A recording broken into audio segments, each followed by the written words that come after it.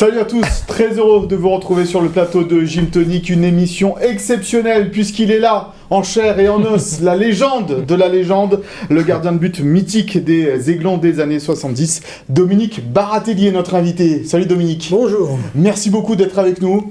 Grâce au lobbying de Philippe Camps, vous êtes sur le plateau aujourd'hui de Gym Tonic. C'est nouveau ça. On va tout de suite donner la parole, Philippe. Bonjour déjà. Bonjour Philippe. Bonjour à Vincent et bonjour à Romain qui sont à nos côtés. Mais on est des figurants aujourd'hui. En fait, je me moque complètement de vous. C'est une vraie émotion. Déjà, d'entrée, Philippe. Bien sûr. Dominique Baratelli, tout le monde sait ce qu'il représente pour moi. Donc l'avoir à l'émission, c'est un rêve réalisé. Bon, évidemment. La boucle est bouclée, hein. On peut dire que Philippe quitte le journal après cette émission. Voilà, c'est une sorte de Kral, hein. Merci. C'est le jubilé de Philippe Camps. C'est mon jubilé. Allez, avant de parler du jubilé de Philippe et d'un souviens-toi évidemment exceptionnel. Romain Laroche, Vincent Menichini. Bonjour. Mais les téléspectateurs de Gym Tonic, ils ont l'habitude. Les figurants. Ben oui, c'est ça. Allez, au sommaire de ce Gymto, donc le souviens-toi évidemment en fin d'émission consacrée à Dominique Baratelli, mais avant cela, à quoi joue Ineos, rachat de Manchester United, divergence sur l'entraîneur, le rôle de Jean-Pierre River, nous vous donnerons les dernières informations. Nous ferons un focus également sur le petit jeune qui monte, Reda Belaïan, Thuram Todibo, l'heure du départ, point d'interrogation, qui pour remplacer Didier Digard s'il venait être démis de ses fonctions en fin de saison. Voilà un sommaire assez riche pour ce 49e numéro de Gym Tonic. Mais avant cela, on va s'intéresser très rapidement à la défaite de Nice à Strasbourg la semaine dernière. Vincent, tu étais à la Méno. Nice qui a quasiment tout loupé samedi dernier, défaite de 0. Mais on peut dire que c'est la seule vraie prestation catastrophique de l'OGC Nice sous Didier Digard. Ça arrive après plus d'une vingtaine de matchs, donc... C'est dommage parce qu'il y avait peut-être la possibilité d'encore espérer se mêler à la lutte pour le top 5. Donc là, c'est clair que cette fin de saison sur le plan sportif, elle n'a plus aucun intérêt. Mais oui, une prestation apocalyptique de l'OGC Nice quand tu prends un but au bout de 30 secondes sur une action pas anodine, mais un long ballon dans le dos de Jean-Claire Todibo qui n'avait pas encore mis le réveil. C'est dommage. Ça fait longtemps qu'il est bloqué le réveil de Todibo, non ? Ouais, il est moins bien. Après, ça arrive, mais c'est surtout pour lui, s'il veut aller plus haut, c'est des erreurs qu'il n'a plus le droit de faire parce qu'on ne peut pas être pris aussi facilement à ce moment-là du match. Et je pense que Kasper Schmeichel, lui aussi, on voit sur ce genre d'action ce serait préférable qu'il joue peut-être 2 ou 3 mètres, voire 10 mètres plus haut. Mais bon, ça, on sait que ce ne sera jamais ce genre de gardien. Après, je ne voudrais pas qu'on fasse le procès de Todibo après non. Les saisons qu'il a fait. Et on a le droit de dire qu'il est un peu moins bien ces temps-ci. Ah voilà, mais lui, il a le droit d'être un petit peu moins bien. Il a le droit, il y en a qui ont le droit d'être mal depuis des mois, et bon, donc il a le droit d'être un petit peu moins bien. On va regarder les stats de ce Strasbourg-Nice rapidement. On va voir que finalement, au niveau des statistiques, on ne se rend pas compte du mauvais match réalisé par les Niçois parce que c'est plutôt équilibré avec une possession en faveur des Niçois, plus de tirs cadrés par exemple que les Strasbourgeois, même si on ne peut pas parler de grosses occasions non plus dans cette rencontre. Dominique, on est un peu déçu par cette saison de l'OGC Nice ? Oui, mais je crois que c'est pas ce match de Strasbourg qui les fait éviter la Coupe d'Europe. Non, je crois qu'ils ont perdu beaucoup trop de points à domicile, notamment contre des équipes quand même qui étaient jouables. Voilà, je crois que c'est surtout ça, cette constance dans les résultats qui leur est préjudiciable. Pourtant, on y croyait un peu avec Didier Digard là, qui commence à gagner tous ses matchs. Ah oui, il a fait un début vraiment un coup de canon, parce que vraiment il a fait de super résultats. Et puis bon, il y a eu une cassure et maintenant c'est un peu plus laborieux. Il faut attendre la suite. C'est le gros problème, je crois, de l'OGC Nice, c'est un manque de régularité durant la saison. Oui, et c'est pas nouveau, ça, peut-être. Oui. Hélas. Dominique parlait d'une cassure. Romain, la cassure, c'est cette élimination face à Bâle. On a vu là, en finale, ça sera la Fiorentina qui a éliminé Bâle dans les dernières secondes face à West Ham. Et oui, c'est sûr que pour la fin de saison, c'est plus compliqué pour motiver le groupe. Ça, je pense depuis un petit moment. Une fois qu'il n'y a plus l'enjeu de la Coupe d'Europe, pour moi, tu étais trop loin au classement pour espérer jouer plus haut. Et je ne suis pas du tout étonné du match à Strasbourg. En fait, c'était un manque d'envie de Nice. Tu prends un but au bout de quelques secondes comme ça, tu as encore 90 minutes pour revenir, mais on n'y a jamais cru. Les stats, elles sont plutôt pour Nice, mais il n'y a jamais eu d'occasion franche. Ça ronronnait. Enfin, il y avait une équipe qui jouait sa survie en Ligue 1 et une autre qui a plus rien à jouer. Ouais, le niveau était trop important entre ces deux équipes-là. Parmi les rares satisfactions de ce match à Strasbourg, malgré tout, il y a évidemment Badreddine Bouanani, mais il y a aussi le jeune Reda Belayan. Vincent, tu l'as vu évoluer. C'est vrai que il commence à grignoter un petit peu du temps de jeu et il a l'air de répondre présent. Ouais, il a pas froid aux yeux, il joue, il récupère pas mal de ballons, il avance, il prend des risques. C'est un gamin qui a 19 ans, mais de l'extérieur, on a le sentiment qu'il est un petit peu tout frêle, là, qu'il a du mal un petit peu à faire la différence. Mais en fait, tous ceux qui le côtoient au quotidien me disent que c'est vraiment un garçon qui met vraiment énormément d'impact, qu'il faut parfois même un petit peu le canaliser, parce qu'il met de vrais gros coups, même à l'entraînement. Donc ouais, c'est un joueur qu'on a encore envie de voir lors des 3 prochains matchs, parce qu'il apporte un petit vent de fraîcheur dans cette fin de saison, voilà, comme l'a dit Romain, assez morose. Et aujourd'hui, je le trouve pas moins bon qu'un Pablo Rosario ou même d'un Kefren Turam qui, lui, malheureusement, ne pourra plus jouer cette saison. Mais oui, on a encore envie de revoir le petit Belayan.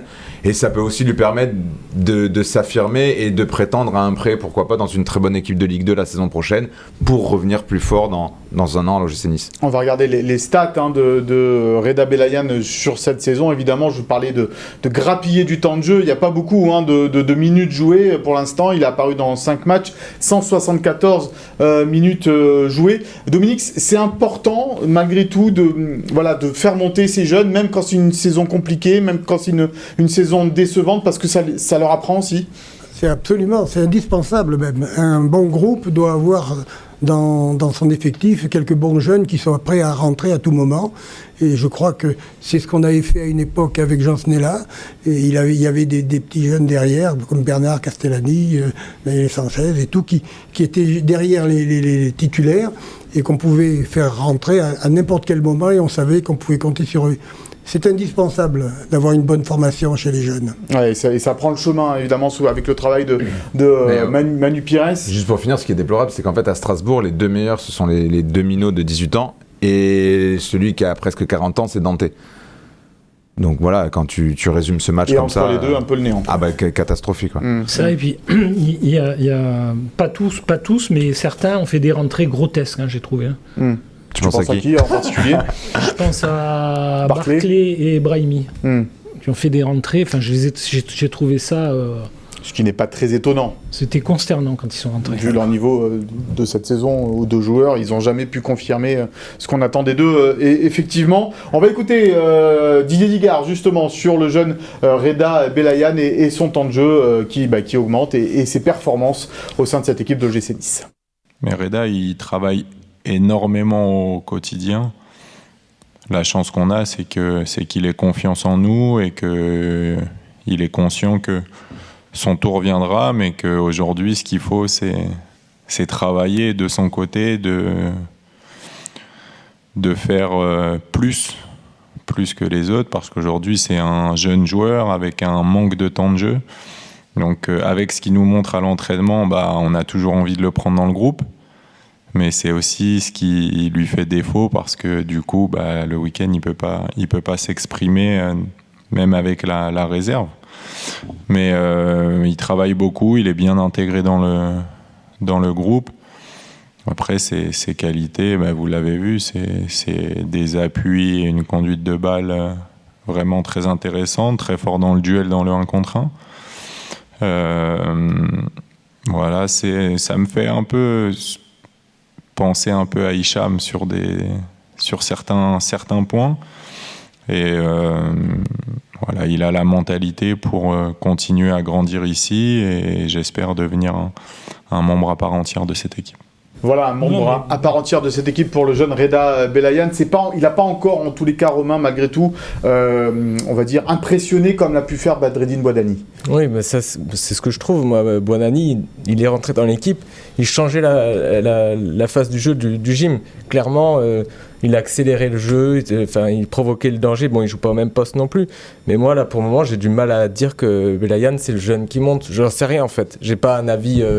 Il n'a pas assez joué. Surtout sur ce match à Strasbourg. Où, c'est une mi-temps en plus. Ouais, donc, j'ai du mal. De ce que dit Didier Digard, il le compare à Boudaoui sur certains aspects. Boudaoui, il a montré tellement d'autres choses. Je sais pas, peut-être, j'espère pour lui. Mais en tout cas, oui, il y a 3 matchs qui servent plus à grand-chose. Autant lui donner du temps de jeu pour voir ce qu'il vaut. Évidemment, préparer la saison prochaine et pourquoi pas, comme l'a dit Vincent, un prêt dans un autre club pour s'aguerrir. L'événement de cette semaine du côté de l'OGC Nice, eh bien, c'était la séance de dédicace de Khéphren Thuram et de Jean-Claire Todibo. On va regarder évidemment quelques images fournies par OGC Nice TV. Vincent, ça avait tout l'air d'un au revoir, quoi. Un pot de départ, en fait. Un pot de départ de en vrai, c'est joueurs. classe de la part du club d'avoir mis à disposition les 2 stars de l'effectif et ces deux sont vraiment 2 bons garçons, hein, Jean-Claire Todibo et Khéphren Thuram. Plus d'un millier de personnes sur la place Masséna, voilà, c'est quand même, c'est pas rien. Mais oui, aujourd'hui, ça va être très compliqué de les garder parce que Nice n'a pas de Coupe d'Europe. Nice ne sait toujours pas aujourd'hui quel projet sera le sien la saison prochaine. Donc c'est compliqué aujourd'hui de promettre à Khéphren Thuram des jours heureux entre guillemets à l'OGC Nice. Et ce sont 2 garçons qui ont les plus grosses sollicitations au sein de l'effectif et qui vont surtout rapporter peut-être entre 80 et 90 millions d'euros aux finances du club. Donc voilà, et c'est peut-être pour le club aussi le bon moment de les vendre parce que peut-être que moi je suis un peu sévère sur Khéphren Thuram notamment, mais quand j'entends certains prix, voilà, 40-50 millions d'euros, je pense pas que Nice ferait une très mauvaise affaire en fait. Dominique, ça serait une perte assez importante quand même malgré tout de ne plus avoir Todibo et Thuram dans son équipe. C'est toujours embêtant d'avoir les 2 meilleurs joueurs qui s'en vont à la trêve, surtout à la fin de saison. Surtout que il faut savoir si l'OGC Nice a encore des ambitions pour jouer des Coupes d'Europe l'année prochaine. Si on veut jouer des Coupes d'Europe, il faut quand même garder ses meilleurs joueurs. Ouais. Et on aurait cru, Philippe, qu'avec Ineos par exemple, on pouvait garder ce type de joueur, qu'on n'avait pas besoin d'argent.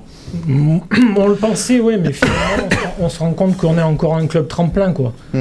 Voilà, donc c'est assez décevant parce que il va falloir reconstruire et que c'est vrai que c'était les 2 meilleurs, hein, Todibo et Thuram, jeunes, pleine qualité, internationaux. Bon, c'est un peu pas désespérant, mais c'est dommage, quoi. C'est vraiment dommage, je trouve. Est-ce que le prix de leur transfert peut compenser un petit peu cette perte, on va dire, au niveau du collectif, du terrain? Effectivement, si les sommes évoquées par Vincent sont confirmées, c'est-à-dire quoi, 40 de millions chacun, c'est beaucoup, hein, pour s'asseoir dessus. Tu peux recruter avec ça, tu peux aller... Après, il ne faut pas se louper. Hein. Voilà. Ouais. Parce que passer derrière eux, ça va être compliqué aussi, quoi. Je trouve. Après, oui et non, parce qu'en fait, avec eux, tu as fait quoi au final? Un quart de finale de Coupe d'Europe. Ouais, mais bon, même en championnat, l'an dernier, tu finis 4 ou 5e. C'est une saison quand même. L'an dernier, voilà, 4-5e. Mais ils ont quel âge? 23. Thuram 22 et Todibo bientôt 23. Voilà, donc... Non, mais bien sûr, mais après, est-ce que pour eux, c'est pas aussi le moment de partir dans un club plus huppé, entre guillemets, et surtout jouer la Coupe d'Europe? Parce qu'il y a les Bleus aussi, parce qu'ils pour jouer en équipe de France. Moi, je pense quand même qu'ils vont certainement encore progresser. Ils sont à un âge où on progresse encore. Et si vraiment le GC Nice a des ambitions, il faut qu'ils gardent ces 2 joueurs. Je ne vois pas comment on peut faire autrement, quoi. Mais non, c'est vrai. Ils vont récupérer pas mal d'argent, mais pour prendre qui? Parce que c'est vrai qu'ils nous ont habitués à pas... C'est peut-être aussi le moment de bien vendre pour une fois, parce que le club, par le passé, a fait de belles ventes, mais pas encore de ventes exceptionnelles. Peut-être que Thuram et Todibo, si tu les vends, on va dire, allez l'un au PSG pour 50 millions et l'autre, on va dire à Newcastle pour 40 millions, tu t'assois un petit peu à la table aussi des grands clubs en termes de vente. C'est aussi un tremplin de se dire que Nice est capable de très bien vendre. Tu cites ces 2 clubs, Thuram, ça serait pour le PSG, mais sans Galtier. Impossible de retravailler avec Galtier pour Thuram. Voilà, et pour Newcastle, c'est un des clubs qui est sur Todibo avec Liverpool et Manchester United en particulier. Il y a les clubs italiens aussi, Naples, le Milan, qui sont à bloc qui aiment beaucoup JC Todibo. Après, est-ce qu'ils ont envie de partir bon. Sans Coupe d'Europe, c'est peut-être l'année pour eux. Ça il faudra voir, parce que même Khéphren Thuram, ça dépend ce que va lui vendre Florent Ghisolfi aussi, parce qu'il y a un Euro dans un an. Et ça peut être aussi la solution de sécurité ou la moins... Voilà, de se dire, je fais encore une grosse saison à l'OGC Nice et je vise l'Euro 2024. Et puis tu as déjà recruté très cher des joueurs à leur poste. Viti, Beka, et tu les as payés cher. Peut-être qu'ils vont s'affirmer la saison prochaine. Je pense qu'ils s'affirmeront, mais je les vois pas Mais trop ailleurs. s'affirmer à l'OGC Nice. Ouais. Mais puis il y a juste aussi peut-être qu'ils sont tous les deux un peu déçus de la tournure de l'affaire Galtier J'allais y venir justement, tu m'as fait une belle passe D. qui pour eux est en train de faire pchit et que bon voilà, c'est pour ça qu'ils regardent plus encore la porte de sortie. Ouais, parce qu'on le disait, il y a eu des déclarations de Kefren Turam chez nos confrères du Canal Football Club cette semaine. On va les lire, ces déclarations de Kefren Turam à propos de l'affaire Galtier, plutôt déçu. Il y a des gens au club qui sont bien placés pour savoir exactement ce qu'il s'est passé. Pas de « j'ai entendu que ».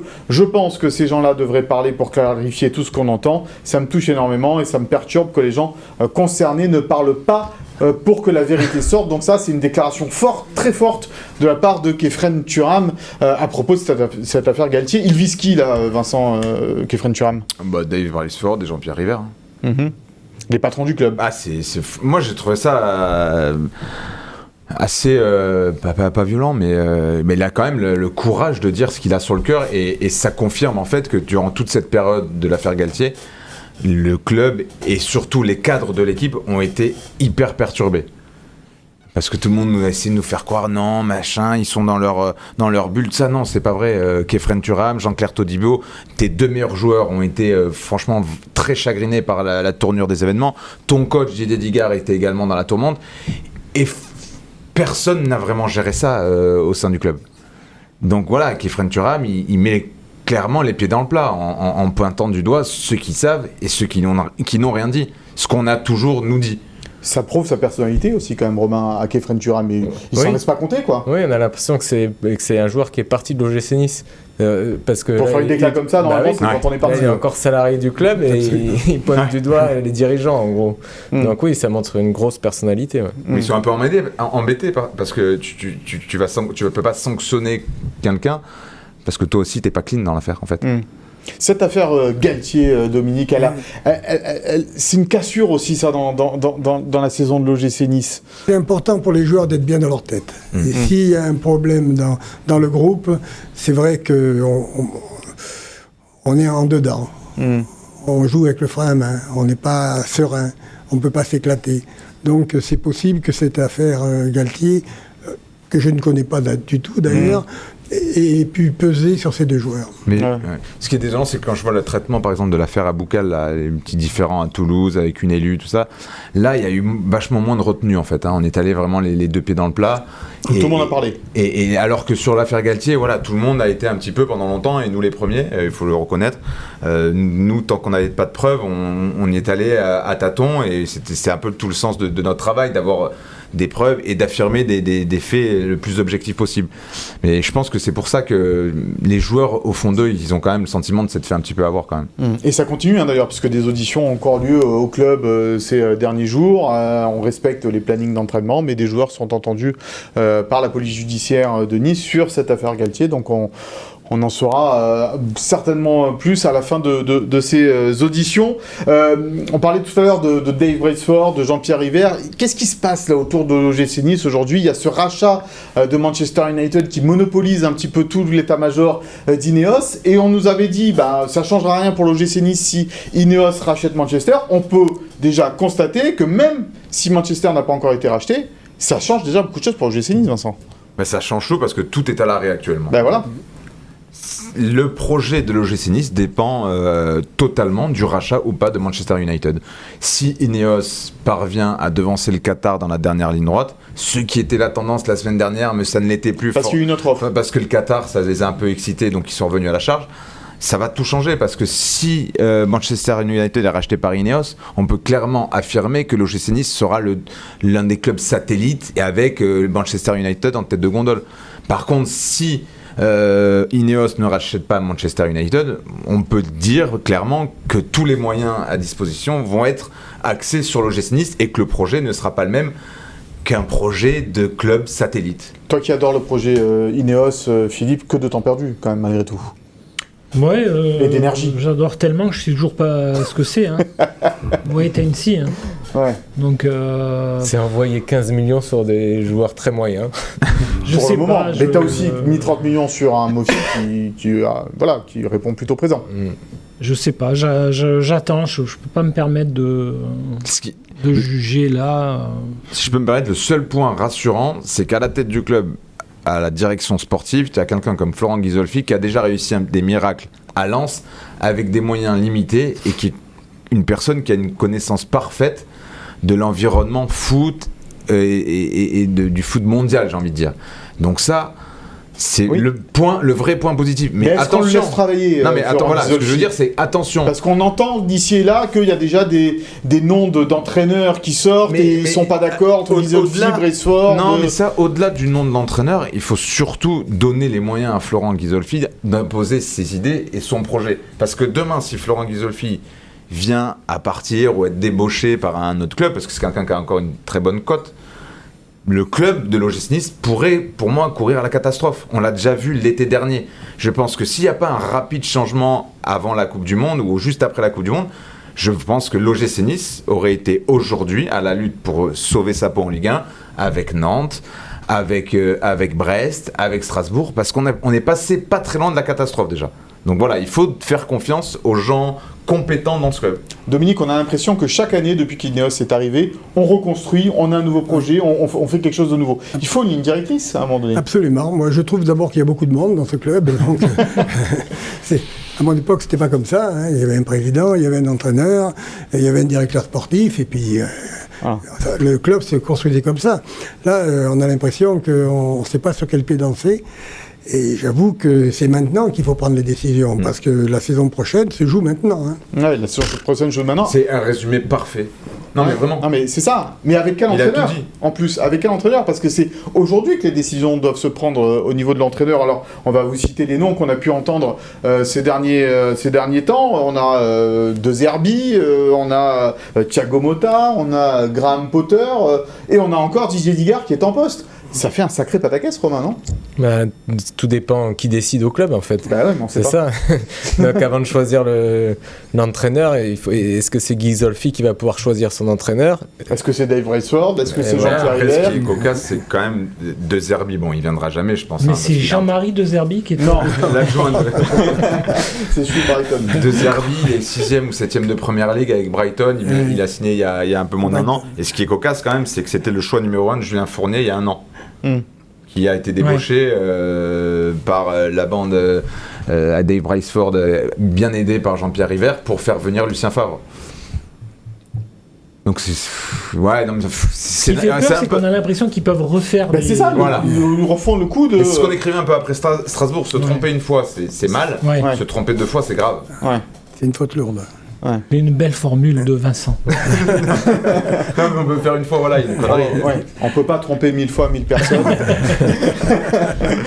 Et puis c'est l'histoire de Manchester United aussi qui revient, parce que effectivement, si Nice reste la tête de gondole, je pense que Ratcliffe va vouloir mettre le paquet sur Nice, et à mon avis, va vouloir un entraîneur de renom. D'ailleurs, on a vu une déclaration de Solskjaer qu'apparemment Ratcliffe il a négocié en direct avec lui. Il voudra quelqu'un qui a connu la Première Ligue, qui a une sacrée réputation. Si maintenant c'est un club satellite, peut-être qu'il laissera faire Ghisolfi et qu'il y aura un entraîneur français. En tout cas, ce qui est sûr, c'est que des noms comme Régis Lebris ou Francaise, pour l'instant, ce n'est plus d'actualité. Francaise, il va jouer la Ligue des Champions la saison prochaine avec Lens, donc lui on peut oublier. Régis Lebris, il est quand même pas non plus auteur d'une deuxième partie de saison exceptionnelle avec Lorient. C'est pas non plus un nom qui fait rêver le giron Ineos. Et il y a Graham Potter, voilà, dont le nom. Là, c'est un peu plus ambitieux. Qu'on a révélé la semaine dernière, qui est un nom qui plaît notamment à Dave Brailsford, mais ça va être compliqué. Il sort quand même d'une saison à Chelsea, certes il s'est fait licencier, mais il a pas l'obligation de retrouver rapidement un banc. Il est assis, je pense, sur un matelas confortable sur le plan financier, et il faut encore le convaincre. Mais Graham Potter, ouais. Mais est-ce qu'on est sûr que si, en cas d'échec à Manchester, ils mettront quand même le paquet à Nice ? Ou est-ce qu'ils vont continuer ? C'est la preuve. Lors du dernier mercato d'hiver, ils ont quand même montré une réelle volonté de se renforcer. Ils ont quand même investi 40 millions d'euros, ce qui est énorme. Oui. Mais il n'y a pas un club qui l'a fait en France. Voilà. Oui, c'est énorme. Il faut surtout, je pense, que que Florent Ghisolfi et notamment Fabrice Bocquet aient la possibilité d'imposer leurs idées, leurs projets. Ça va être ça la clé. Et Didier Digard dans tout ça. Ouais, bah, pourquoi pas en fait. Mais pour l'instant, la décision, elle n'est pas non plus complètement. C'est pas acté que ce ne sera pas lui la saison prochaine. Comme l'a dit Romain, si demain Ineos ne rachète pas de Manchester United, et comme nous l'a dit Doumé en début d'émission, Dominique Baratelli en début d'émission, voilà, il sent que c'est un entraîneur, et c'est vrai, qui est bien, est vraiment apprécié de ses joueurs. Absolument, et ça c'est important. Hein. Bah, c'est quand même la clé. Ouais. On va voir, on va écouter justement Didier Digard à ce propos, comment il vit un petit peu cette période où des noms d'entraîneurs sortent dans les médias. Écoutez l'entraîneur de l'OGC Nice. Je prends du recul. Je me dis que à aucun moment c'était prévu déjà dans ma tête que je prenne cette équipe cette saison. Donc je profite déjà avant tout de ça. Ensuite, à moi, il n'y a pas eu de... Personnellement, on n'est pas venu me dire... Ça fonctionne plus. C'est bon. Quoi que ce soit. Et puis, très sincèrement, quoi qu'il arrive, j'ai tellement de respect pour mon staff et mes joueurs que même si on devait me dire demain que ça s'arrêtait, je serais à fond jusqu'à la fin de saison. Voilà, Didier Digard à fond jusqu'à la fin de saison. Il reste 3 matchs, Philippe. Non, je voudrais juste revenir. J'écoutais Vincent tout à l'heure qui est au courant de toutes ces choses-là et qui disait Guizolfi, ok, il va falloir qu'ils imposent leur. Mais normalement, on est allé les chercher. Ils sont là pour ça. Non, mais ils sont pas là pour s'imposer. Ça devrait être naturel, quoi. Et il ne doit pas y avoir. C'est leur job. Voilà, on devrait les laisser travailler. Donc, je sais pas, comme disait Dominique tout à l'heure, il y a beaucoup de monde dans ce club. Là, on ne sait plus qui c'est qui dirige, qui commande, qui tranche. Maintenant, Jean-Claude Blanc. Qu'on n'a toujours pas entendu. On sait toujours pas ce qu'il fait, ce qu'il veut. Sa présentation, elle sera peut-être faite quand, je sais pas, je serai parti à la retraite depuis 4 ans, on le présentera. Donc, voilà. On nous avait dit février. De quelle année ? Voilà, on ne nous a pas dit l'année, effectivement. Et d'ailleurs, c'était le président, Jean-Pierre Hébert, qui nous avait dit, vous verrez au mois de février, et on n'a rien vu. On pensait que justement Jean-Claude Blanc allait devenir un allié un petit peu dans ce marasme un peu en interne, un allié de Jean-Pierre Hébert.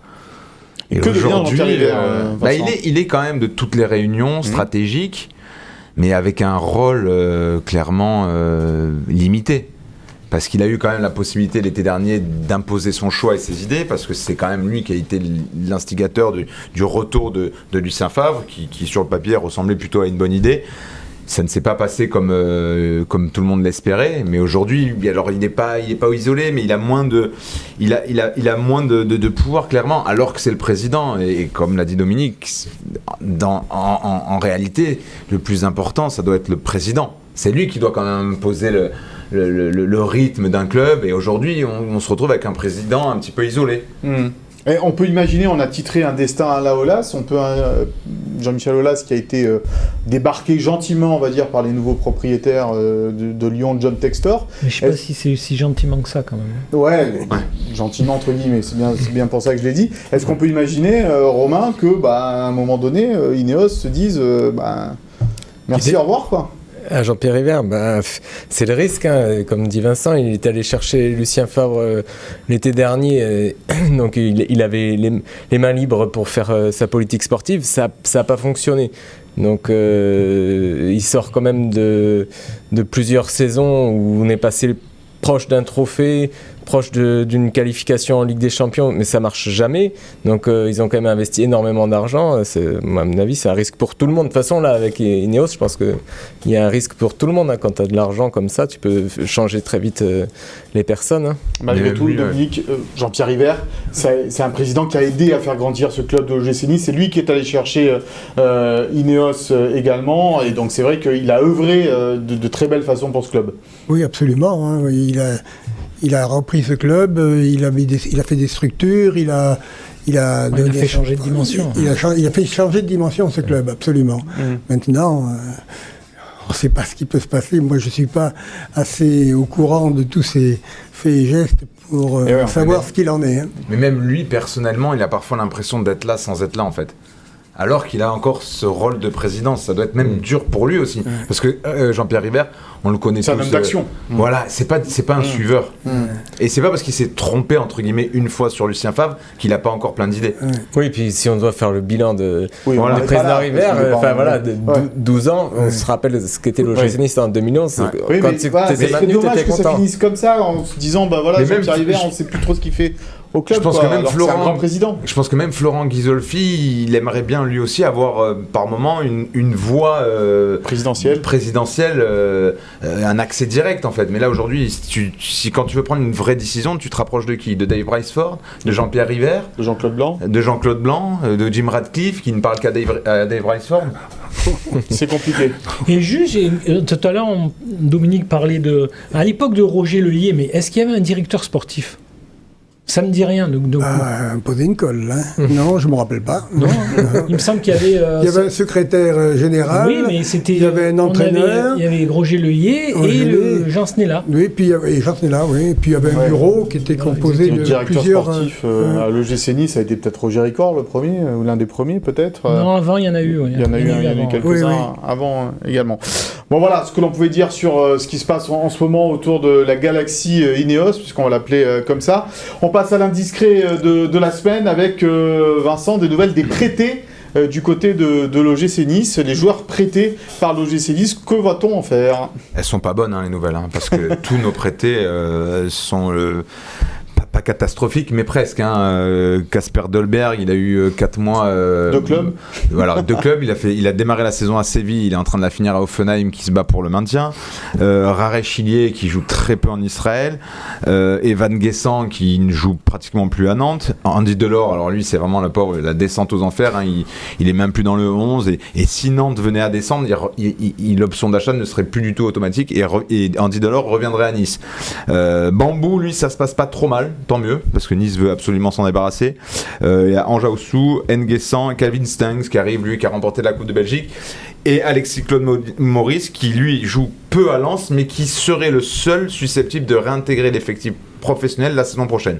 Tous les autres, on cherche une porte de sortie. Tous les autres, merci pour tout, et on les invite à trouver un club. Ouais, il va falloir qu'ils trouvent le club, il va falloir bon courage, Ils sont tous sous contrat. Tous sous contrat. Ouais. Donc à la rentrée prochaine, on aura droit à Casper Dolberg. S'ils reviennent, c'est qu'ils sont sous contrat. Mais imaginons que Nantes descende en Ligue 2, avec tout ce qui s'est passé autour de Andy Delors. Ça va être compliqué de revenir. Là, tu récupères une attaque Guessant, Dolberg, Delors. Ouais, ça fait du monde, hein. Non, mais ça va être compliqué, Romain, d'intégrer ces joueurs-là. Alors, il faudra leur trouver des clubs, évidemment, mais bon, ils sont sous contrat, comme l'a dit Dominique. Ouais, mais il va faire un loft, je sais pas. Il y a déjà pas mal d'attaquants ici, donc... Ouais, et puis ils sont en situation d'échec, donc je vois pas pourquoi un joueur qui sera en situation d'échec dans un club un peu moins huppé que Nice... marcherait ici, et puis surtout une deuxième chance comme ça. Non, et puis bon surtout, courage, ils n'incarnent pas ce que veut mettre en place Florent Ghisolfi en fait, en termes d'état d'esprit. Je suis pas sûr qu'un garçon comme Casper Dolberg, il coche notamment des cases en termes d'état d'esprit, de don de soi, de supplément d'âme. Voilà, donc c'est des garçons qui vont devoir trouver une... Après Stengs, c'était un titulaire en début de saison. Dans la première journée à Toulouse, absolument. Avec une attaque Gouiri, Stangs, Delors. Donc, sur le papier, c'était quand même. Il partait titulaire. Ouais, mais il n'a pas fait beaucoup de bons matchs, celui-là. Non, puis il n'y a pas Will pour le défendre, alors... Calvin Stangs, ouais. Will, il reviendra. Will, il défend Casper Dolberg, c'est vrai, tu as raison. Il reviendra la semaine prochaine pour défendre qui il veut. Notre Willow, qu'on embrasse. On va passer aux Abjim, messieurs. Les coulisses et l'actualité de l'OGC Nice, suivi par les caméras d'OGC Nice TV. 1, 2, 1, 2, test. Vous m'entendez?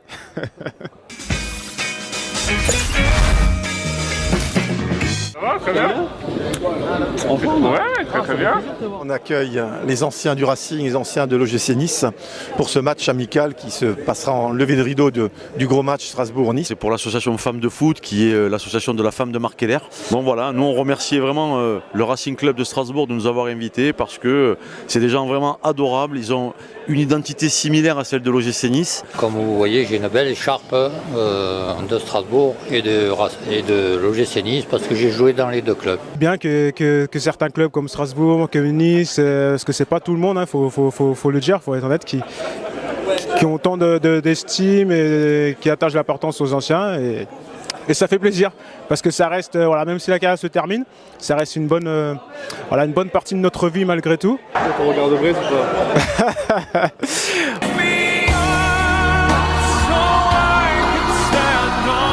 Ouais, le regard de Brest, je pense que je l'ai toujours, mais bon, je remercie le Zap Gym de m'avoir rendu célèbre grâce au regard de Brest.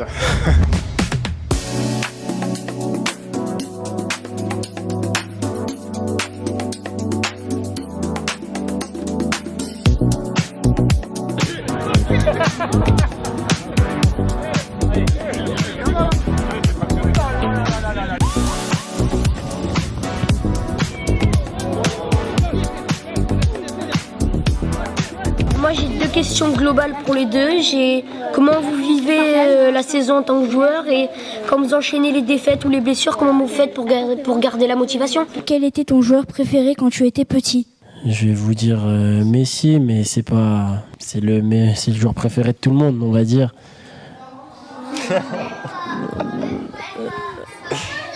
C'est Dante? C'est bien. Est-ce que vous serez là l'année prochaine? Ouais, je serai là l'année prochaine. Je serai à l'OGC Nice, bien sûr. 1, 2, 3...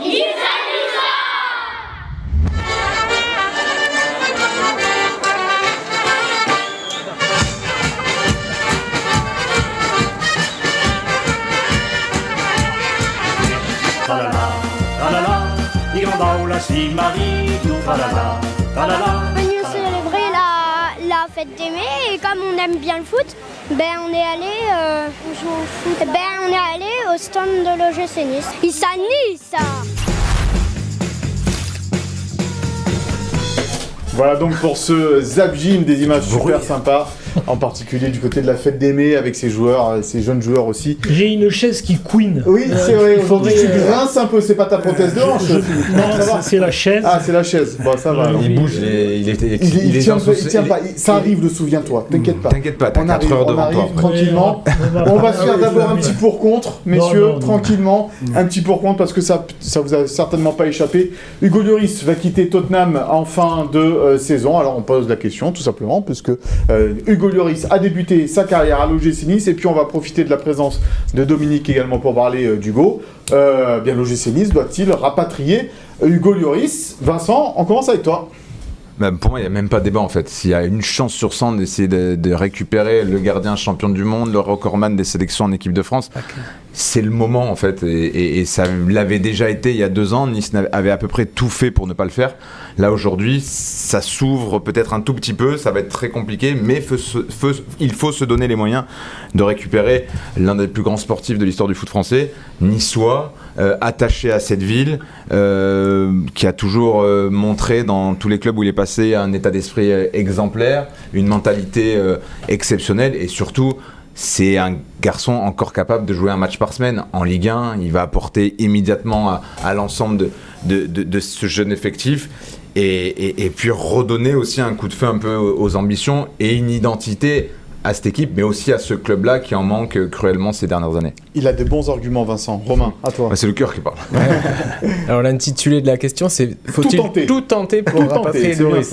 Voilà, donc est-ce que le poste de gardien est la priorité de l'effectif de l'OGC Nice, sachant qu'il y a encore Schmeichel sous contrat et qu'il y a Boulka qui est un numéro 1 bis ou un numéro 2 qui risque de devenir numéro 1 par le futur. Donc si tu prends un 3e gardien, Boulka, tu le perds. Schmeichel, tu en fais quoi? Tu payes un salaire astronomique pour le mettre sur le banc. Bon courage pour lui retrouver un autre club aussi avec un salaire pareil. Donc tout tenter pour rapatrier Hugo Lloris, oui, comme ça, en tant que supporter, ça peut être une bonne idée, mais en tant que gestionnaire d'un club, c'est une épine dans le pied. Et après, l'inquiétude que j'aurais pour Hugo Lloris, c'est par rapport à son âge et les blessures qu'il a connues cette saison. Cette saison, il a joué que 25 matchs sur 38, alors que d'habitude, il jouait quasiment tous les matchs. Donc il a eu les blessures au genou, à la hanche, à la cuisse. Et c'est ça, est-ce que sur la durée, il va avoir 37 ans en décembre, est-ce que c'est un risque pour lui, pour l'OGC Nice? c'est là le petit bémol sportif. Voilà, le petit bémol. Dominique. Voilà, la parole, ça va être la voix de la sagesse. C'est Dominique Baratelli qui connaît parfaitement Hugo Lloris. Ah, je connais très bien Hugo Lloris, puisque je l'ai vu arriver à l'OGC Nice. Mais je veux savoir, est-ce qu'il est en fin de contrat? Oui. En fait, il lui reste 1 an, mais Tottenham a prévu de le libérer de sa dernière année de contrat. Donc ça pourrait coûter 0. Donc c'est lui qui peut décider s'il a envie de revenir ou pas.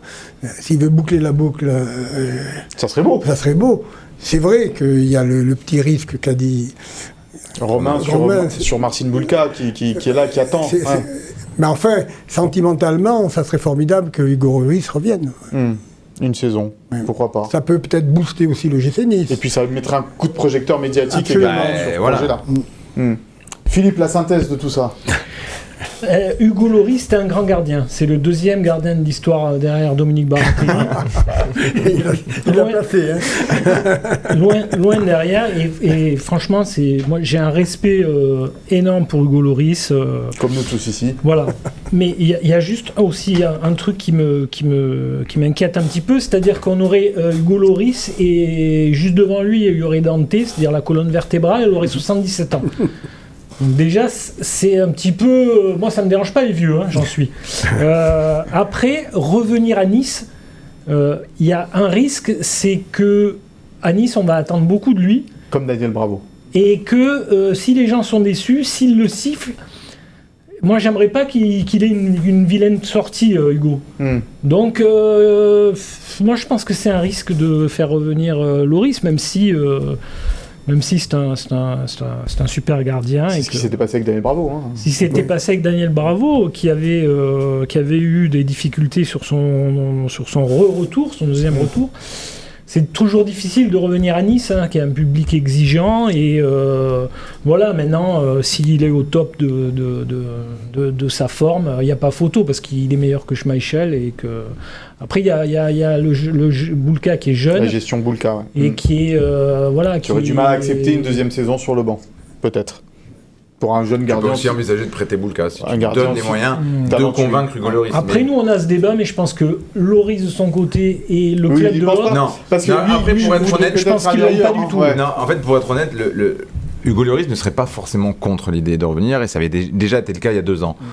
En revanche, aujourd'hui, le poste de gardien, comme l'a dit Romain, c'est un peu interminé. Donc il y a déjà Kasper Schmeichel qu'il va falloir sortir. Il lui reste encore 2 ans de contrat, donc bon courage. Martin Bulka, qui lui est l'un des plus gros talents à ce poste-là en Ligue 1, donc lui aussi il va vouloir jouer. Donc si tu arrives à convaincre Hugo Lloris de venir, après tu as 2 chantiers à gérer. Bulka et Schmeichel. Donc c'est pour ça que je pense que le club, du coup, n'ira pas sur le dossier Lloris. Après, vas-y. Non, vas-y, pardon. Après, quitte à faire un comeback, moi je demanderais aussi à Dominique s'il veut pas revenir. Non, mais parce que, oui, pour boucler la boucle, Dominique pourrait faire encore 1 an. Toujours aussi agile. Ou un match. Un demi-match. Allez, on va passer à l'avant-match de Nice-Toulouse, là aussi, rapidement, regardant le tableau du classement de cette Ligue 1, où on va voir que le GC Nice est bien est 10e dorénavant au classement. Depuis longtemps, les places européennes sont très loin pour les Niçois. Il reste 3 matchs à jouer seulement. Toulouse 13e qui a gagné la Coupe de France. À quoi il va servir ce match, Romain, quand on voit ce que les Aiglons ont fait à Strasbourg? C'est énorme, on peut passer devant Clermont et Lorient. C'est un match de fin de saison qui sert plus à grand chose, hein, 2 équipes qui n'ont rien à jouer. Peut-être faire jouer des jeunes, ce qu'on disait tout à l'heure, sinon sportivement, aucun intérêt. C'est quand même mieux de finir 7e en termes de... Tu récupères un beau billet quand même. Si tu finis 7e, tu peux encore finir 13e ou 14e quand même. Je pense que, je sais pas, les joueurs, ils ont le droit aussi d'avoir des... Alors oui, certes pas la Coupe d'Europe, mais de se dire qu'il y a encore 3 matchs quand même. Je sais pas, ils ont un peu de fierté, d'amour-propre. Dominique a été joueur. Je crois que quand on est un joueur, on veut gagner tous les matchs. Voilà. Donc c'est un match comme les autres. Même s'il n'y a pas d'enjeu, il faut le jouer. Et j'espère qu'ils vont le jouer avec un maximum d'envie. Mais j'espère qu'ils se disent, bien sûr, je ne sais pas pour les primes, mais ils ont 3 matchs. S'ils veulent passer de belles vacances, il y a 3 primes de match à aller chercher, même pour eux, si ça les motive. Vaut mieux finir pour les vacances 7e à Dubaï ou à Mykonos. Voilà. Non, mais vous avez déjà connu ça en fin de saison, des matchs sans enjeu, enfin sans grands enjeux, on va dire. Oui, bien sûr. Et du coup, quand même, le groupe peut lâcher. Moi, j'ai toujours joué à fond. Et tout le monde. peux pas me mettre dans la tête de tout le monde. mais même en tant que compétiteur, c'est difficile de se dire je vais tout donner sur ce match. Quand on rentre sur le terrain, c'est pour le gagner le match. Il faut pas arrêter de philosopher là-dessus, quoi. Hein. Ouais. Donc, je pense et puis ils ont des moments à se faire pardonner quand même. Hein. Ouais, c'est vrai. Et en particulier le match face à Strasbourg. On va écouter les mots de Didier Digard sur l'adversaire toulousain. Je pense que ça va être très intéressant. J'aime bien ce que propose cette équipe qui a un projet de jeu très clair qui leur a permis pour leur première saison, même si c'est un club habitué de la Ligue 1, mais première saison où ils reviennent, de se maintenir assez facilement et à travers leur projet de jeu. Ils n'ont jamais dévié, ils sont restés dans ce qu'ils font et ce qu'ils font bien. Ça leur a aussi permis de remporter une Coupe de France, de disputer une Coupe d'Europe la saison prochaine. Donc voilà, ils font une très bonne saison et je pense que ça va être un match très intéressant puisqu'on aime bien ces équipes qui jouent au ballon, qui essaient de produire des choses. Il va falloir beaucoup courir parce que c'est une équipe qui court énormément et voilà, je pense qu'on aura quelques opportunités et qu'on les jouera à fond. Voilà, ça promet peut-être un match spectaculaire, ce Nice-Toulouse, avec le retour des supporters de la Populaire Sud à l'Alliance Riviera, puisque la tribune avait été suspendue pour 2 rencontres. Vincent, la compo probable de ce Nice-Toulouse, du côté de l'OGC Nice, tu l'as dit tout à l'heure, Kefren Turam, saison terminée, mais c'est pas le seul sur la liste des blessés. Alors, Nicolas Pepe, lui, ne rougera certainement plus également en rouge et noir, ce qui ne va pas forcément déplaire à de nombreux supporters. Youssouf Ndaï Chimier, lui aussi, est toujours blessé. Donc, on a mis Diop à la place de Thuram au milieu, qui lui a rejoué à Strasbourg. Il n'a pas été exceptionnel, loin de là, mais il a besoin de retrouver du rythme. Et on a aussi décidé de mettre Youssef Attal au poste de latéral droit, qui a effectué quelques bonnes entrées lors des derniers matchs et qui obligerait Lotomba à basculer à gauche. Voilà, on est resté sur un 4-3-3, celui avec Laborde, installé et Buonanni lors des derniers matchs. Ouais. Bon, voilà, c'est à voir. Après, le petit Belayan aussi postule, parce que Rosario, voilà, c'est pas non plus. Tu prépares pas l'avenir avec Rosario, quoi. Pas vraiment. Après, lui, on peut pas lui enlever. C'est un joueur de devoir. Joueur de devoir, irréprochable dans l'état d'esprit, qui râle jamais, qui a été plein de fois sur le banc cette saison et à chaque fois qu'on fait appel à lui, il donne tout. Il est juste un petit peu limité avec le ballon dans les pieds, ce qui est un peu embêtant. Ouais, quand on joue au football, effectivement.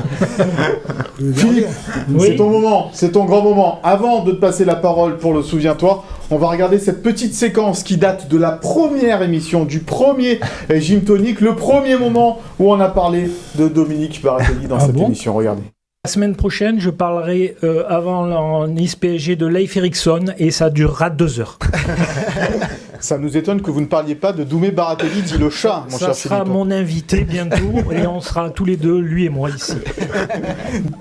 Et voilà, 48 émissions Galtier. Plus tard, Dominique Baratelli, il y avait effectivement Christophe Galtier qui était le premier invité de cette émission. 48 émissions plus tard, eh bien, Dominique Baratelli est avec nous sur le plateau de Gymto et c'est l'heure de ton Souviens-toi, un Souviens-toi exceptionnel. Attention, t'as la pression.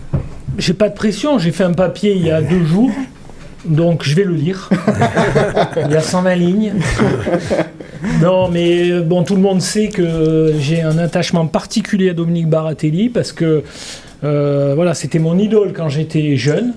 Il tapissait ma chambre, il y avait des posters de lui partout. J'ai monté au Ré avec mon papa et ça, voilà, le foot c'est ça, c'est des émotions, c'est des souvenirs, c'est une vie. Voilà, j'allais voir ce gym-là, ils étaient sublimes dans les maillots rouges et noirs. Il y avait une équipe de fous. Et que voilà, Dominique, c'était l'idole, mais pas que de moi, hein, toute une génération. Voilà, c'était notre gardien. Après, il a joué au PSG. Chaque fois que le PSG allait à droite, à gauche, j'allais le voir. Il allait à Monaco, il jouait avec le PSG avec Monaco. À Monaco, j'allais à Monaco, à Nice. J'ai été à Turin le voir. À Turin au Communal, en Coupe d'Europe. Coupe d'Europe, avec Platini en face, 0-0. Il avait fait une horizontale à un moment donné, exceptionnelle. Un truc fantastique. Bon, bref, c'est plus qu'un gardien de but. Voilà, pour moi, c'est une légende, Dominique, comme le sont Huc, Jouve, voilà, c'est toute cette époque-là. Et heureusement qu'ils n'ont rien gagné, parce qu'autrement... Qu'est-ce que ça aurait été ? On aurait eu la grosse tête. C'est une époque évidemment formidable, Dominique, ce gym des années 70. Ça laisse des souvenirs impérissables. C'était une équipe très offensive. Quand vous voyez le milieu de terrain qui a les 3 attaquants devant et derrière simplement 4 défenseurs, c'est vrai que forcément les matchs étaient ouverts. Ça partait de tous les côtés et c'est vrai que le gardien dont j'étais était très sollicité. Donc moi j'aimais bien comme ça. Du moment qu'on gagnait à la fin, c'était le principal. Et souvent on a fait des matchs où on a gagné 5-3. Je me rappelle un match contre Ajaccio, on avait gagné 5-3. C'était formidable pour le spectacle. Et Dominique Baratelli a joué d'abord au Cavigal, au Stade Niçois, au Cavigal, mais il a commencé en pro et en première division à Ajaccio. Donc en 2 ans, il est passé de la PHA à de la première division. Donc si ça, c'est pas un phénomène... c'est à Ajaccio que j'ai appris mon métier. Il faut être fort. Voilà. Je m'entraînais jamais, une fois par semaine au Stade Saint-Roch. Et là, je suis arrivé à Ajaccio et j'avais un entraînement ou 2 entraînements tous les jours, plus Alberto Muro qui me faisait du spécifique gardien. J'ai appris mes gammes, j'ai fait mes gammes. Et avant, c'était un supporter du gym qui allait au stade avec son papa. Et justement, alors quand on se retrouve à être supporter de l'OGC Nice et puis en devenir le gardien emblématique, qu'est-ce qu'on ressent à ce moment-là ? C'est une grande émotion. Moi, je sais que le premier match que j'ai fait avec le gym, je m'en souviendrai toujours, c'était contre Nantes. On avait eu beaucoup de réussite. On avait réussi à faire 1-1. Et j'avais fait vraiment un bon match. Et c'était pour moi une grosse émotion. Et ça a démarré de ce match-là. Ouais, ça devait être une pression particulière quand même. Jouer. Il y avait la famille dans les tribunes. Oui. J'étais tendu au début. Avant le match, j'étais tendu. Après, une fois que le coup de sifflet a été donné, c'est fini. On se concentre sur le mariage. Et à l'époque où les vestiaires étaient de l'autre côté, pas la fin l'ancienne tribune. L'ancienne tribune où les joueurs sortaient, là c'était... Un derrière l'autre. par une petite porte. Ça c'était magnifique. Non mais c'est inoubliable. Ils sortaient de la pénombre là, un après l'autre. C'était Huc qui sortait souvent le dernier. Enfin, il y avait toute une cérémonial inoubliable. Et donc Doumé a joué 7 ans à Nice. Pas tous les gardiens ont fait ça. Moi, j'ai des gardiens, on en a vu passer, défiler. 7 ans à Nice et c'est vrai qu'il est parti après cette Coupe de France. On va voir quelques images de cette après finale. cette finale de Coupe de France perdue contre le Nancy de Platini, qui nous avait fait très mal cette année-là. Et je ne sais pas si même tu voulais quitter le club, c'est peut-être les dirigeants qui avaient poussé certains joueurs vers la sortie. Oui, non, mais il y avait une cassure dans le courant de la saison et je me voyais mal signer un nouveau contrat avec l'OGC Nice. J'ai eu la chance que le PSG me contacte, et donc j'ai pas hésité, je suis monté à Paris. Le PSG de Francis Borrelli. Francis Borrelli, mais c'était pas une grosse affaire, parce qu'à cette époque-là, l'équipe, elle était pas terrible, elle était même plutôt mal au PSG. Et on s'était sauvé à 2-3 journées de la fin, la première saison. C'est après que ça a démarré. Et il a gagné, ce qui est comme souvent, comme Jouve par exemple, qui a quitté Nice, parti à Strasbourg, il a été champion.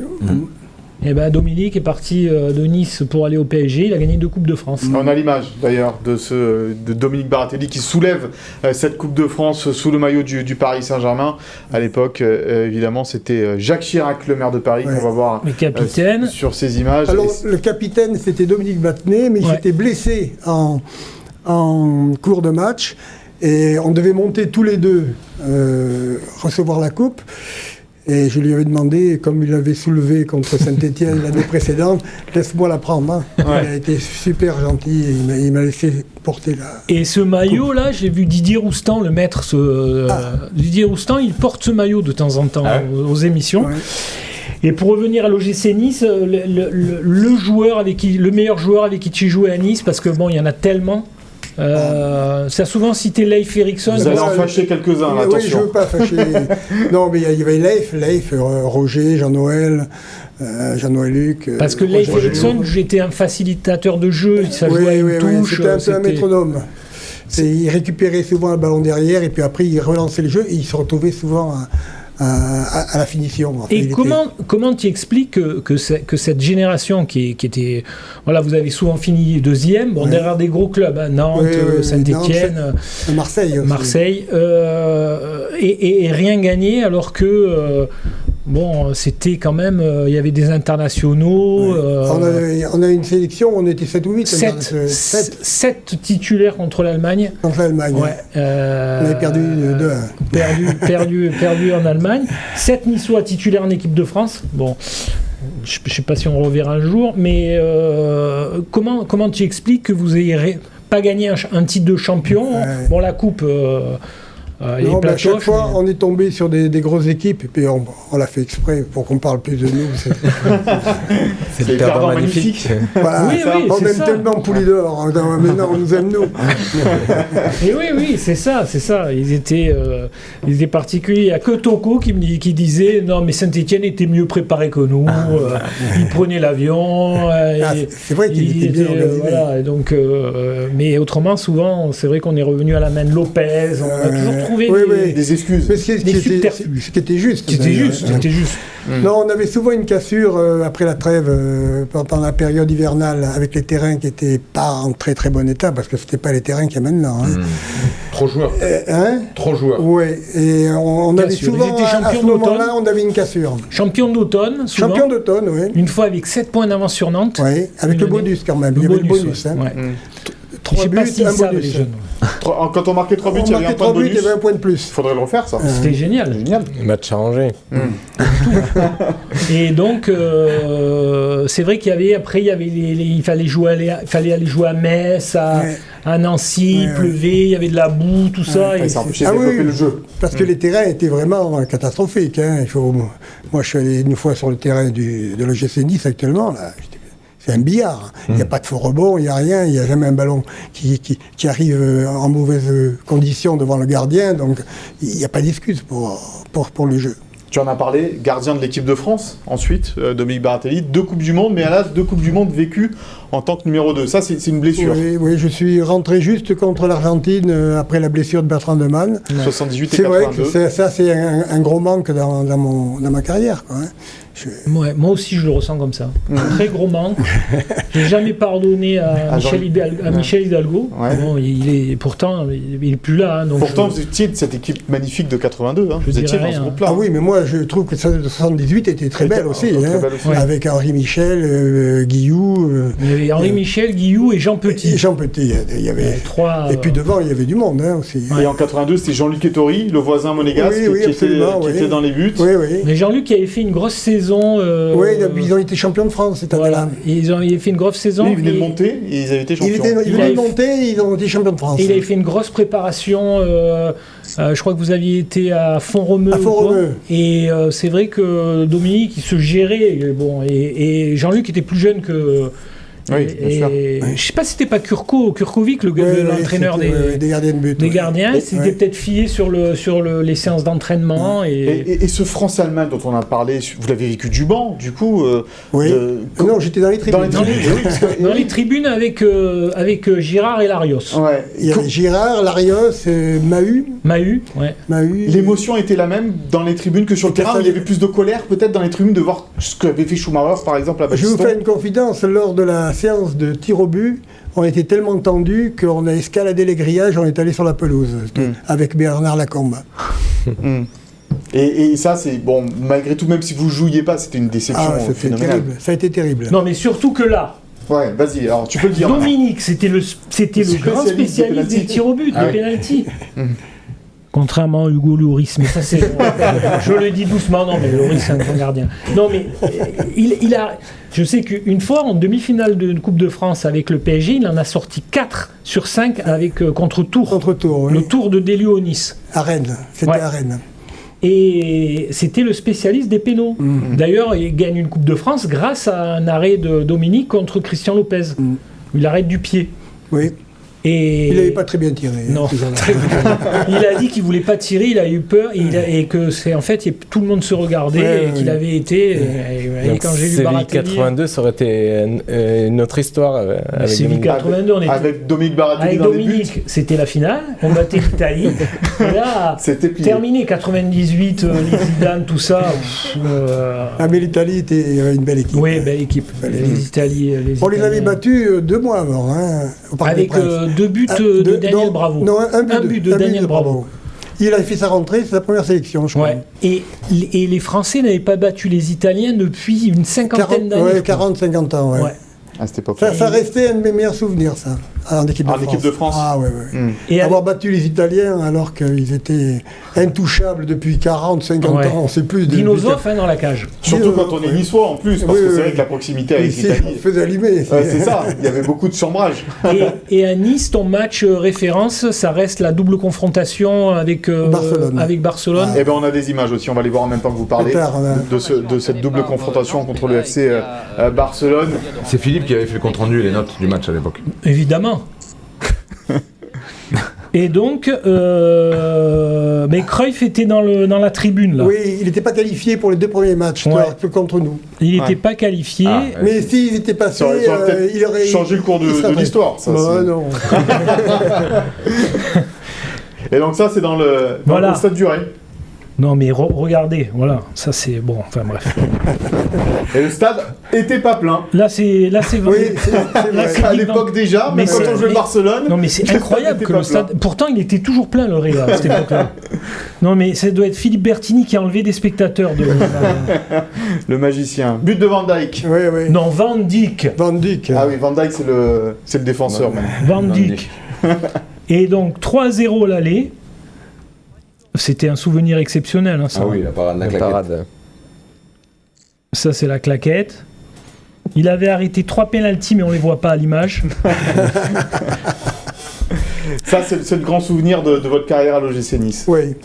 Je sais qu'après notre qualification à Barcelone, on s'était réunis tous dans une chambre et vraiment, on sentait que entre nous, il se passait quelque chose de très fort. Il y avait une équipe fantastique. Marco Molitor pour le deuxième but. Il y avait une équipe fantastique. Devant, Van Dijk et Loubet s'adoraient, donc c'était une grosse entente. Ah oui. Et je me souviens que Dominique a toujours dit au match retour, tout le monde avait défendu, même Dick. Il était dans les 6 mètres et il mettait la tête. Et parce que vous aviez été ultra dominé au retour. C'était la tempête. Vraiment, je ne pensais pas qu'on pouvait être autant dominé que dans un match. Parce que et à 2-0, il tire 2 fois sur les poteaux. Une fois poteau, le ballon revient transversal. Non, mais ça c'est la chance des grands. Aujourd'hui, dans la génération actuelle des gardiens de but, c'est quel est le joueur que vous admirez le plus ? Il y a une Neuer à une époque, non, mais moi j'aime pas trop les gardiens trop costauds, qui bouchent les angles. Mais enfin, il y a Courtois quand même. Thibaut Courtois, là le match qu'il a fait malgré tout, il en a pris. Et puis déjà l'année dernière en finale contre le PSG, c'était contre le PSG qu'il a fait des. Oui, c'est ça, je me trompe pas. En quart de finale. En quart de finale, oui. Quand le PSG, il avait fait des sacrés arrêts. Et sans quoi, je dirais Loris. Ouais, Hugo. Bien sûr, Hugo. Hugo, vous l'avez dit, vous l'avez connu quand il était jeune joueur au CEDAC de Cimier. Vous l'aviez repéré un petit peu à ce moment-là. Non, c'est pas moi qui l'ai repéré, on nous l'a amené. On vous l'a amené, oui, c'est vrai. Bruneton qui l'a amené. Régis Bruneton qui l'avait effectivement amené, que vous connaissiez très bien. Oui, j'ai joué contre lui. Voilà, il est à Toulouse. Ce joueur, il a quelque chose, regarde ce gardien, il a quelque chose. Quand on a essayé, on avait 3-4 gardiens comme ça, et il y avait Hugo dans le tas. Et tout de suite, on s'est regardé avec mon adjoint, on a dit « Oh, celui-là, il faut le faire venir. » Voilà. Et à cette époque-là, vous étiez à l'OGC Nice, vous étiez... Oui, entraîneur des gardiens. Entraîneur des gardiens. Donc, mais j'aurais jamais pensé à un seul instant qu'il ferait une telle carrière. Parce qu'il était plus petit, mais... il se faisait lober. Il anticipait beaucoup, oui, parce qu'il anticipait beaucoup, oui. Mais bon... Je dis toujours que c'était pas grave, ça. Et ils sont du 26 décembre, tous les deux. Très bon. Mais à Nice, il y a eu, on a quand même eu des super une école de gardiens. gardiens, une vraie école de gardiens à Nice. C'est-à-dire au Cavigal, déjà, il y en a un paquet qui étaient au Cavigal et qui sont allés dans les clubs pro de gardiens. On pense à Lionel Letizy, Jérôme Alonso, Galina, Bernard, là j'en oublie parce que... Damien Gregorini, après, plus tard. Oui. Ouais, c'est vrai que Nice a souvent sorti des gardiens de but et Hugo Lloris et Dominique Baratelli en sont les deux internationaux français de cette époque. Exactement. Et donc après, Dominique a quitté le... Parce que tu as joué jusqu'à quel âge en première division ? 37. 37 à l'âge de Hugo. L'âge d'Hugo aujourd'hui. Dans 38 exactement. 38. Et je me suis arrêté à 37 ans et demi à peu près. Voilà. 37, 38. Et en équipe de France, jusqu'à quel âge ? En 82. La fin, 82, j'avais 35 ans. Et l'après-carrière alors ? Après carrière, je me suis reconverti dans les... D'abord, j'ai entraîné une équipe de division 4, puis on est monté en division 3 à Cagnes-sur-Mer. Et parallèlement, j'étais éducateur dans les écoles au niveau sportif. J'étais éducateur sportif. Voilà, et puis quand j'ai arrêté d'entraîner à Cagnes-sur-Mer, j'ai continué dans les écoles et jusqu'à ma retraite. Et maintenant passionné de brocante. Ah oui. Votre vie, c'est la brocante. Mais j'avais commencé déjà avant la retraite. Toujours à Saléa pour la brocante ? Tous les lundis. Si les supporters de l'OGC Nice veulent croiser Dominique Baratelli, tous les lundis au marché Saléa, la brocante. Voilà, c'est une passion. Il y a Philippe aussi. Souvent. Ouais. Non, mais lui, il fait partie des antiquités, Philippe. Je l'ai accroché dans mon stand. Voilà, mon filou. Et je suis ravi. Bah oui, une belle émotion. Il y a certains internautes qui nous avaient dit cette semaine, préparez les mouchoirs. Ben oui, parce que... Non, mais je le dis, je le redis, le foot, c'est les souvenirs, c'est... Les émotions, c'est... voilà, je me revois au Ré, et donc... rien que le fait, là, de les voir sortir sur le côté, là, c'était quelque chose, de les voir s'entraîner, s'échauffer, on allait au stade bien avant. Maintenant, je ne sais pas si les gens vont au stade tôt pour les voir s'entraîner, s'échauffer. Il n'y a rien à faire autour de l'Alliance. Si, il y a des petites animations sur le parvis quand même, oui, tu es dur. Des animations sur le parvis. Non, ça oui, mais autour, autour du stade. Il commence un petit peu quand même. Dans le club bosse pour qu'il... Et tu n'as pas parlé de Charles qui faisait l'échauffement avec nous. Oui, Charles. Charles, celui qui prenait du milieu du terrain et qui se mettait un maillot sur la tête. Moi, j'avais 8 ans quand je le voyais. Ah, mais c'était fantastique. C'est vrai. Charles, qu'on voyait il passait en mobilette dans la ville et il te tirait des pénaltys. Il tirait, oui. On n'a jamais vu ça maintenant. Romain, il se demande où il est tombé. Il regarde Philippe. Mais quoi Charles, moi je me souviens, j'étais gamin, je me souviens de Charles. On l'appelait Charles le fou du gym. Il était fantastique d'ailleurs, Charles. C'était formidable comme gars. T'es préparateur physique. C'était l'entraîneur des gardiens. Non, mais à l'époque, il n'y avait pas d'entraîneur des gardiens. Maintenant, je regarde le banc. Non, mais je suis halluciné. C'est une armée mexicaine. Ils sont 150. Il y a le diététicien, il y a... mais c'est dingue. J'ai toujours souvenir d'une photo. C'est trop. Non, mais comme le dit Dominique, il y a trop de monde. Il y a trop de monde partout. Une photo du banc de l'OGC Nice. Il y avait Markovic. Snella. Il y avait un remplaçant, parce qu'il n'y en avait qu'un, et il y avait Bebergal, le kiné. Voilà. Ils étaient 3 sur le banc. Aujourd'hui, les staffs sont plus complets, mais ça s'est professionnalisé aussi. Oui, ça s'est aussi beaucoup professionnalisé. Je dis vivement hier et vive le passé. Non, parce que les diététiciens, tout ça, c'est important. Après, on se demande pourquoi ils sont sur le banc. Que si vous les aviez eus sur les deuxièmes parties de saison, peut-être que vous auriez été champion de France aussi. Mais non, mais c'était la grande époque. Les joueurs, après, ils sortaient, ils allaient manger au Félix, ils allaient à la Camargue. C'était des stars. Voilà, les filles couraient derrière les joueurs. C'est vrai ça Non, on arrête là. Là, t'en dis trop. Là, il faut l'arrêter, parce que là, il commence à dérailler. Bon, on a tout dit, mon cher Philippe, mais il y en aura encore à dire. Mais non, on va lui demander. De toute façon, maintenant, après cette émission, c'est bon. On va lui parler, il a joué avec Toko. Il a fini le jeu, Philippe. Ouais. Plus aucun intérêt, Gym Tonic pour toi. Mais pourtant, il y a la 50e la semaine prochaine. Mais c'est qui il faut que tu sois en forme. Gaëtan Laborde, peut-être. L'attaquant de l'OGC Nice. Gaëtan Laborde. Ouais, c'est ça. Ah, il est pas mal. Ouais, non, c'est un super joueur. Ben oui, mais ça va absolument pas l'intéresser. Il va falloir expliquer. Il aurait été 7e attaquant en 62. On lui sortira la séquence aussi. Gaëtan. Bon, voilà. Merci Dominique, en tous les cas, d'avoir été sur le plateau de Gym Tonic. C'était un réel plaisir. Merci à vous. C'était super. Ça a fait plaisir à notre filou et on est content aussi d'avoir offert ça, mon cher Philippe. C'est mon cadeau. La légende de la légende. Ah bah là, il est surexcité depuis quand même 10 jours. Hein. Ah ouais, non, mais même bien, chez lui, je pense que ça doit pas être facile. Hein. C'est bien. Oui. Voilà. Ma femme me parle plus depuis 3 jours. Allez, la semaine prochaine, ça sera donc la 50e émission de Gym Tonic. On vous réserve 50e. Et oui, quelques petites surprises également avec normalement Gaëtan Laborde qui sera notre invité. Messieurs, merci beaucoup. Merci Romain, merci Philippe et merci Vincent. Merci à Sophie Doncé, Chloé Vorgar et Philippe Bertini à la préparation et à la réalisation de cette émission. On se retrouve donc la semaine prochaine pour la 50e. Merci à toutes et à tous et merci de votre fidélité. Bye bye.